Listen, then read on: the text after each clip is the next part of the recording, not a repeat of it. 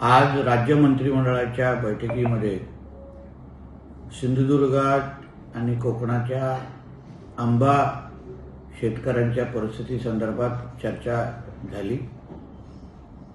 त्या एकंदरीत आंब्याची ह्या सीझनची परिस्थिती मोहर असेल आणि एकंदरीत आंबा गळून पडल्यामुळे आज सीझन असताना पण आंबा शेतकऱ्यांची अतिशय जी दयनीय परिस्थिती आहे त्याची संपूर्ण माहिती मी आदरणीय मुख्यमंत्री, उपमुख्यमंत्री आणि पूर्ण मंत्रिमंडळाच्या समोर मांडली आणि ते ऐकल्यानंतर आदरणीय मुख्यमंत्र्यांनी संबंधित कृषी खात्याचे मंत्रालयाचे जे सचिव आहेत त्यांना ह्याबद्दल सखोल अभ्यास करायला सांगितला, माहिती गोळा करण्यासाठी सांगितली।